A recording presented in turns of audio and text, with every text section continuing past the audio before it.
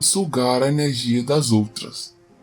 Certa vez, um doutor em PhD em administração relatou em um dos seus livros que certa vez estava muito bem, alegre e satisfeito, e encontrou-se no shopping com um amigo e em meia hora de conversa o amigo o deixou um verdadeiro trapo, deprimido e triste.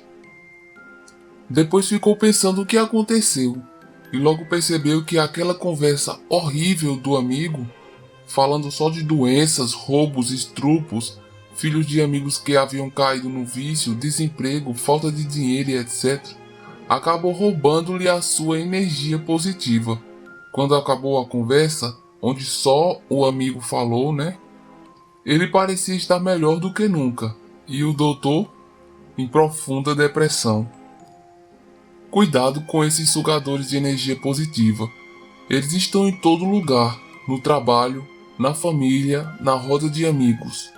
Eles só sabem falar de desgraças, só leem obituários dos jornais e a seção de crimes horrendos.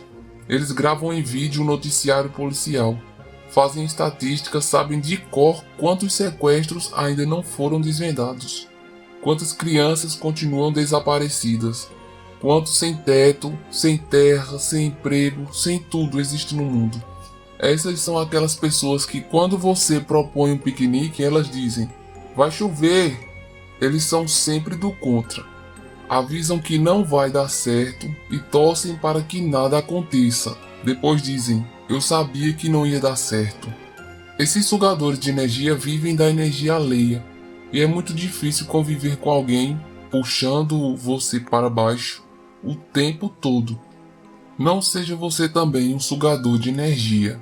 Que felicidade que seria a nossa se aprendêssemos a expulsar da nossa memória as coisas desagradáveis, ideias tristes e deprimentes.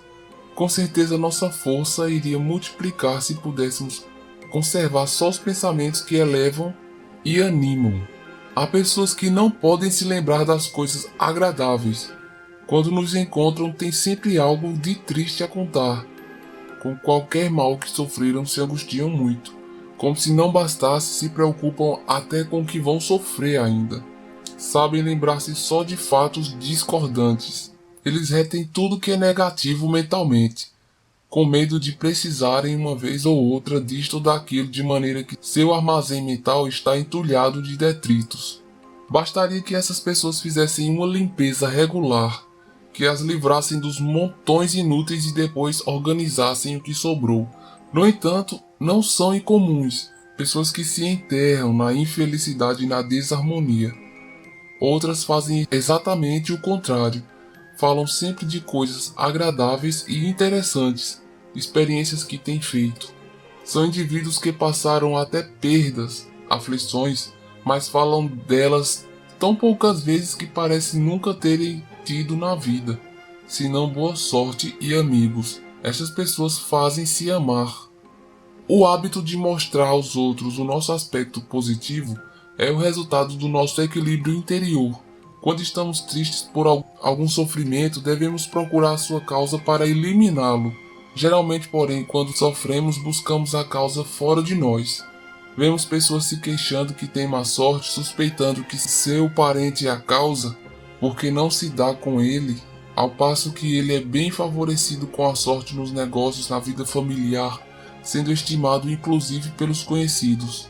Se examinarmos as circunstâncias da vida dessas pessoas, verificaremos que a queixosa é negligente, gastadora, intolerante nas opiniões e indisciplinada, ao passo que a outra pessoa é cumpridora de seus deveres, econômica, modesta, não calunia nem adula.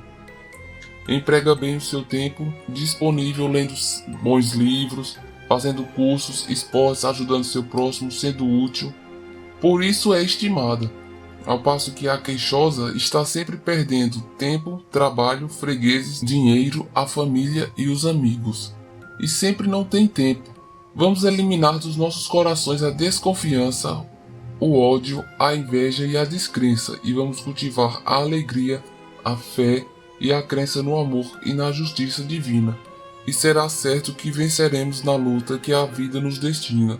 Vamos saber um pouco mais sobre a necessidade de uma carga energética vital.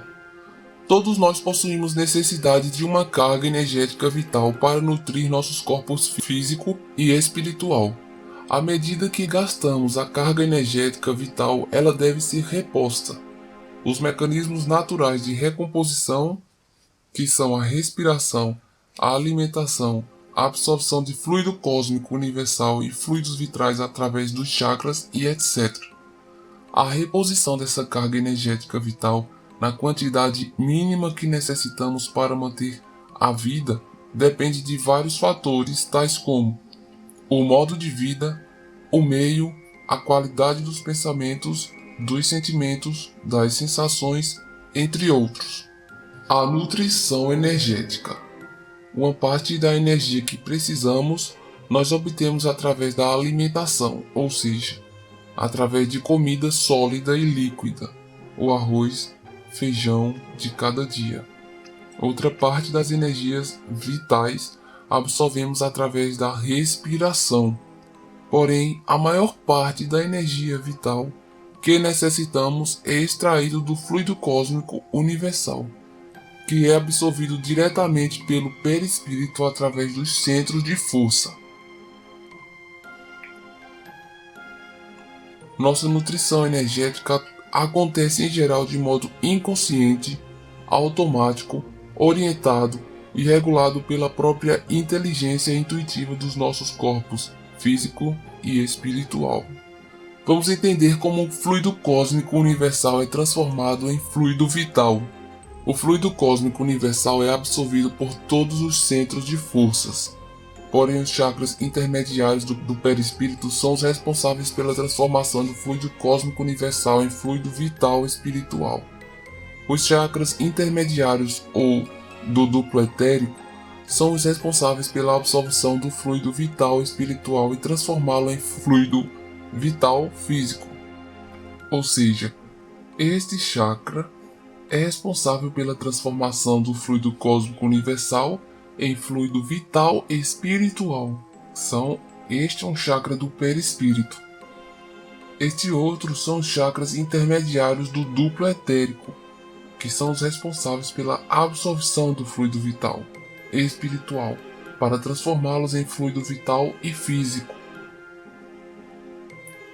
Quantidade da carga de energia vital. Não existe um limite para a quantidade máxima de carga de energia vital. Quanto maior, melhor, teremos vida mais ativa. Muitas vezes esses meios naturais não são suficientes para repor a quantidade de carga energética vital que estamos gastando, e passamos a ter carência energética. Jamais deveria nos faltar energia vital, pois estamos ligados a uma fonte inesgotável, como você pode ver aí nessa imagem. O perispírito e o corpo físico, ligados aos astros, aos planetas, ao Sol.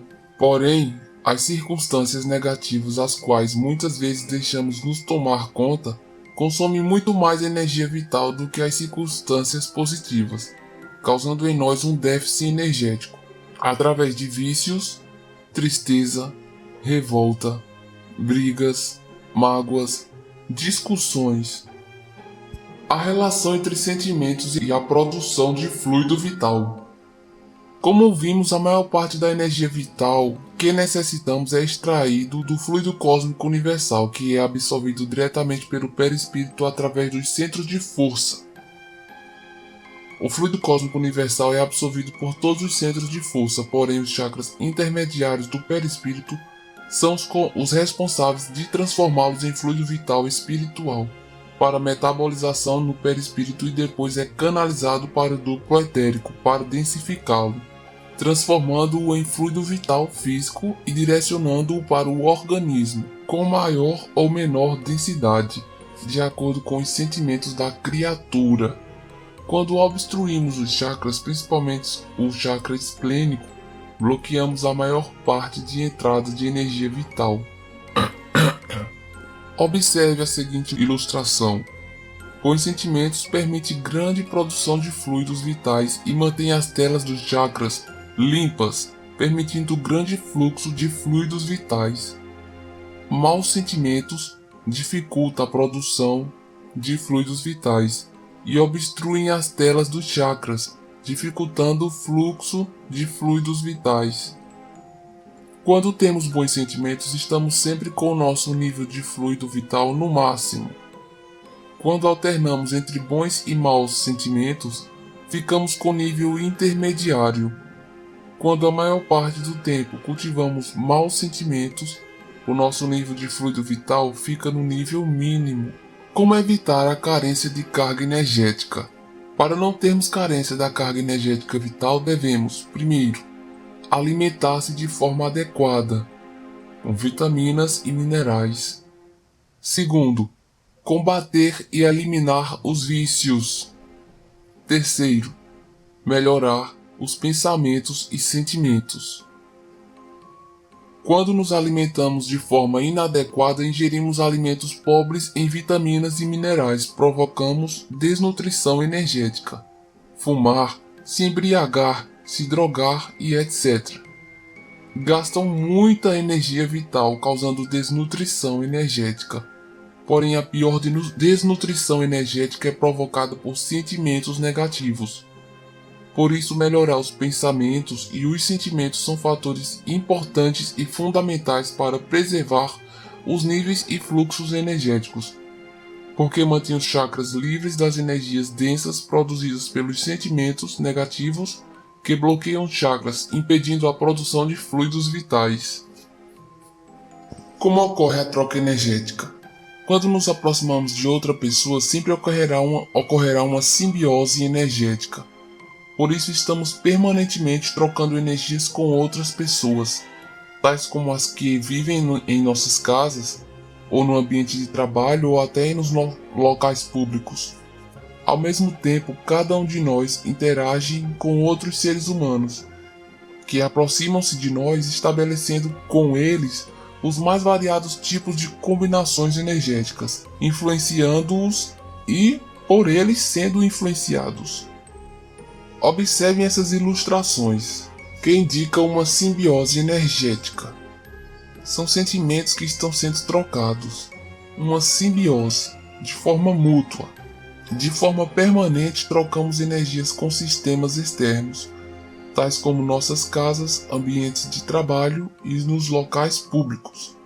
Podem ver duas pessoas discutindo, conversando, duas pessoas abraçando-se, duas pessoas fofocando de uma terceira. Dificuldade na produção de energia vital. Como vimos, quando se obstrui ou fecha o chakra esplênico, bloqueia-se a maior parte da entrada de energia vital, e a pessoa passa a perder força vital e não mais produzir uma impressão vigorosa. A pessoa passa a agir como se não estivesse presente, estará lá por baixo em matéria de energia e ficará lá como se estivesse doente. Faltar-lhe-á força física, a pessoa fica sem estrutura para se identificar, fecha-se no mundo, vive no passado, sem alegria, sem satisfação. A perda de apetite, ansiedade, aflição, palpitação, angústia, desespero, medo, pânico, falta de equilíbrio emocional, falta de ânimo, falta de força, desgaste físico, falta de criatividade, dificuldade de expressão. A pessoa se fecha, não consegue se livrar da angústia. Ligação plena com a energia vital cósmica. Quando temos os chakras livres das energias negativas, nos ligamos a uma fonte inesgotável de fluidos e poderemos produzir muita energia vital. A afirmação de energia vital combinada com a vontade de viver dá ao indivíduo uma presença de força e vitalidade.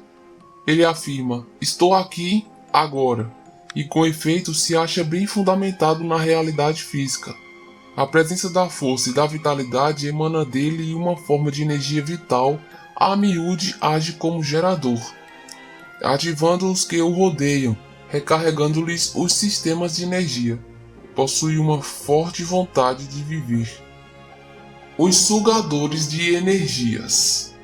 Pessoas físicas e psicologicamente equilibradas nutrem-se diretamente nas fontes naturais de energia, mas as pessoas desequilibradas que, por terem perdido o contato com a sua própria natureza interna mais profunda, Perderam também a capacidade de absorver e processar o alimento energético natural.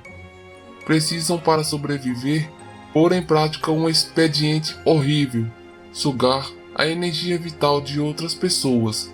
Essas pessoas são chamadas de sugadores de energia. As características de um sugador são muitas, mas a principal, e da qual todas as demais derivam, é o egocentrismo. Quanto mais a pessoa estiver voltada para si mesma, concentrada em si mesma, mais ela terá dificuldade para estabelecer contato com fontes naturais de nutrição energética, e maior será sua tendência para sugar a energia vital dos outros. Observem a ilustração. O indivíduo diz: eu sei, eu quero, eu mando, eu preciso. Mecanismo dos sugadores de energia. No caso dos sugadores de energia, ocorrerá que ele praticamente não terá energia para transmitir. As pessoas se tornam sugadoras de energia porque absorvem a energia do outro e, por estarem debilitadas, metabolizam e consomem toda a energia absorvida, e não sobra nada para retornarem a outra pessoa, e toda a energia que o sugador absorver será metabolizada e consumida pelos seus organismos físico e espiritual, ou seja, irá absorver muito mais do que emitir, causando assim um déficit energético na outra pessoa. Mecanismo de defesa. Todos nós, por outro lado, somos naturalmente dotados de mecanismos de defesa contra a perda de energia vital, mas quando perdemos a posse e o controle de nosso centro de gravidade, quando por estresse, cansaço, tristeza, depressão, mania, frustração, neurose, o projetamos para fora de nós mesmos, alteramos e debilitamos a estrutura do corpo sutil, tornando-o permeável a invasores. Assim nos tornamos presas fáceis dos sugadores de energias, porque aceitamos suas provocações com facilidade, e isso nos vincula a eles. Por debilitação energética, está se colocando em condição de presa fácil dos espíritos obsessores, que normalmente insuflam ideias de depressão, angústia, autoflagelamento, suicídio e etc. Vamos conhecer sobre os tipos de sugadores de energias. O especulador. Existem pessoas que usam a maneira de adquirir energia fazendo perguntas para sondar o mundo da outra pessoa, com o propósito específico de descobrir alguma coisa errada. Assim que fazem isso, criticam esse aspecto da vida da outra pessoa. Se essa estratégia der certo, aí a pessoa criticada é atraída para a vampirização. Se a pessoa criticada se ligar àquele nível de energia, passa a dar atenção às críticas. Cria-se um vínculo energético, uma simbiose. Assim, o especulador atinge o seu objetivo, porque o criticado passa a transmitir energia para ele. O coitadinho. Quando alguém lhe conta as coisas horríveis que já aconteceram com ele, insinuando que todos são responsáveis pela situação que se encontra, menos ele, é claro, e que se ninguém ajudá-lo, essas coisas horríveis vão continuar, essa pessoa está buscando fazer você se ligar a ele pelo sentimento de pena e de forma passiva começa a sugar energias. Esse tipo de vampirização chamamos de coitadinho. Pense nisso num instante. Nunca se viu com alguém que o faz se sentir culpado quando está em presença dele, mesmo sabendo que não existe nenhum motivo para se sentir assim? Quando isso acontece, é que você entra no mundo dramático de um coitadinho. Tudo que eles dizem e fazem nos deixam numa posição em que parece que não estamos fazendo bastante para ajudá-lo. Por isso é que nos sentimos culpados só por estar perto dela. Existem pessoas que chegam ao extremo que for necessário para conseguir sugar a energia da família. E depois disso, essa estratégia passa a ser a maneira dominante para extrair energia de todos, repetindo-a constantemente. O intimidador. Tem também o intimidador, que ameaça as pessoas tentando envolvê-las através da agressividade. Se a pessoa agredida se ligar àquele nível de energia, passa a dar atenção, cria-se um vínculo energético, uma simbiose. Assim, o agressor atinge o seu objetivo porque o agredido passa a transmitir energia para ele através de mágoas, rancor, ódio e etc. Portanto, quando passamos a combater a agressão com a agressão, passamos a ser vampirizados, assim como também sugar a energia dos outros. As pessoas de mau comportamento também sugam energia. Uma forma de entendermos a existência de pessoas violentas, agressivas, destrutivas, aquelas que criticam tudo, que reclamam de tudo, que se queixam de tudo, é porque estas atitudes são formas de sugar energias das outras pessoas, porque não conseguiram se ligar com a energia cósmica, porque não se moralizam, não largam seus vícios, não mudam seus comportamentos egoísticos, encontram nestas formas de ser o meio de sugar energias das outras pessoas. Um exemplo de como agem os sugadores de energia. Quando duas pessoas se postam frente a frente para uma conversação e começam a ocorrer disputa de opiniões, críticas, intimidações e etc., imediatamente os campos de energias dos dois irão tornando-se algum modo mais denso e excitados, como por uma vibração interna. À medida que prosseguir a conversa, os campos começarão a misturar-se. No final, quem conseguir argumentar melhor sairá mais fortalecido, porque estará com parte da energia do outro, e em consequência o outro sairá com menos energia, portanto enfraquecido, se sentindo esgotado. Tudo isso ainda é inconsciente na maioria das pessoas. Tudo que sabemos é que nós nos sentimos fracos quando perdemos uma discussão, e quando vencemos nos sentimos melhor. Em resumo, vimos que dominar o outro faz o dominador se sentir poderoso e esperto, porque suga a energia vital dos que são dominados. Fluxo e refluxo das energias sugadas. Quando um deles estabelecer um ponto que demonstre certa vantagem sobre o adversário, seu campo criará um movimento que parecerá sugar o campo de energia do outro. Mas aí, quando a outra pessoa fizer sua refutação, a energia refluirá novamente para ela. Em termos de dinâmica dos campos de energia, marcar o ponto parece significar apoderar-se de parte do campo de energia do adversário e puxá-lo para dentro de si. A pior violência que os sugadores de energia fazem é escolher como suas vítimas as pessoas que se encontram enfraquecidas, porque estão entregues a doenças físicas ou perturbadas psiquicamente, e ou ainda sendo vampirizadas por espíritos que a induziram a processos obsessivos. O que acontece quando o médium que tem carência de energia vital? Toda pessoa que tem sentimentos negativos produz pouco fluido vital e dificulta o fluxo. Toda pessoa que tem sentimentos negativos tem carência energética vital. Fumar gasta muita energia vital. Se embriagar gasta muita energia vital. Toda pessoa que fuma ou bebe tem carência energética vital. Uma pessoa não pode abençoar a outra estando nesse estado. Idem para qualquer outro tipo de benzedura. Mágoas, más paixões, egoísmo, orgulho, vaidade, cupidez, vida desonesta, adultério e etc. também causam deficiência energética vital. O benzedor não precisa ser um santo, mas necessita esforçar-se na melhoria íntima e no aprendizado intelectual. Todos podemos ministrar esse tipo de coisa, porém é necessário um mínimo de preparo moral a fim de que realmente possamos ajudar. Doar energia com amor não nos fará falta. Não nos esqueçamos, vivemos ligados a uma fonte inesgotável de energias vitais. Se estivermos com a nossa carga de energia vital completa, não sentiremos falta quando outras pessoas absorverem energias de nós. Pelo contrário, nos sentiremos felizes de poder doar a nossa energia vital com amor. Doar energia vital com amor não nos fará falta. Porém, para doar energia vital com amor, temos que cuidar dos nossos pensamentos e sentimentos. O papel do amor. Quando começamos a apreciar a beleza, admirar detalhes e prestar atenção nas coisas, nas pessoas, passaremos a contemplar o princípio da emoção do amor. O papel do amor está mal compreendido.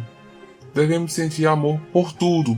O amor não é uma coisa que devemos fazer para ser bons ou tornar o mundo um lugar melhor, por alguma abstrata responsabilidade moral ou porque devemos desistir de nosso hedonismo. Quando chegamos a um nível em que nos sentimos as energias de amor vindo das outras pessoas, poderemos mandar a energia de volta, agora agregada com o nosso amor. É só desejar. E ninguém se sentirá mais fraco por causa disso, porque estaremos recebendo mais energia de uma fonte inesgotável que é o cosmos. Se ligar na energia cósmica provoca emoção, depois da euforia e depois amor. Encontrar bastante energia para conservar esse estado de amor sem dúvida faz bem ao mundo, porém mais diretamente a nós. Lembre-se de parar quantas vezes for preciso para se religar com a energia cósmica. Permaneça cheio, permaneça em estado de amor. A maior caridade que podemos fazer para o próximo é doar amor.